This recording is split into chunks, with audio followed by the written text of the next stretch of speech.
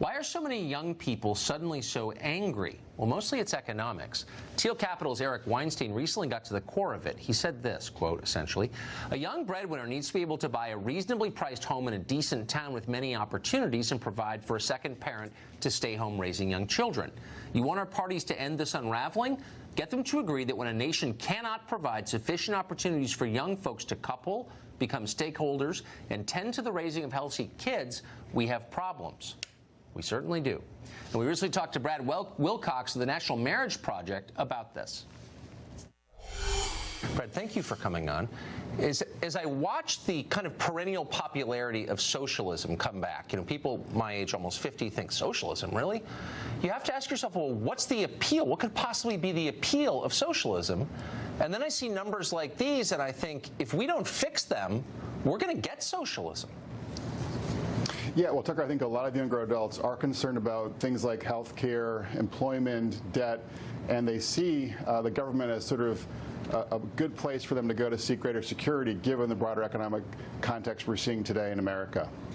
So I want to zero in on marriage, because I know that you follow that, you study that closely. So marriage is, among many other things, an indicator of and a cause of prosperity. Married people with kids tend to be more economically stable. What can we do to reverse the trend that's causing young people to delay or avoid marriage entirely? Well, I think there are a couple of things that we can do. One thing we can do is get rid of the marriage penalties that face a lot of younger adults, particularly working class and poor adults, and things like Medicaid, the EITC, food stamps.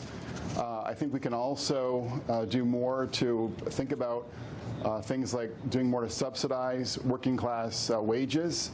But I also think we have to sort of think about the cultural context that we're living in and think about ways that we can make marriage both more appealing in the pop culture, and to think also about ways that we can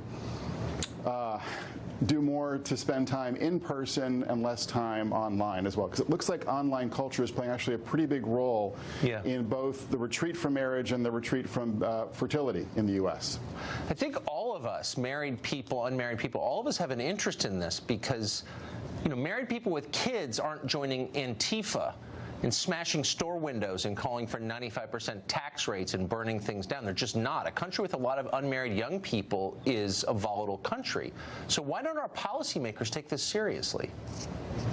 Well, I think a lot of people think of marriage as just a private issue, and that the government cannot and should not do anything about, marriage and fertility-related topics. And they don't kind of see how what happens in our families has a lot to do with what's happening, in our communities and in our country more generally. Exactly. That's such an obvious point. Why isn't everybody saying that? Why do we ignore this as a cause of social volatility that's wrecking the country? Why does nobody say that?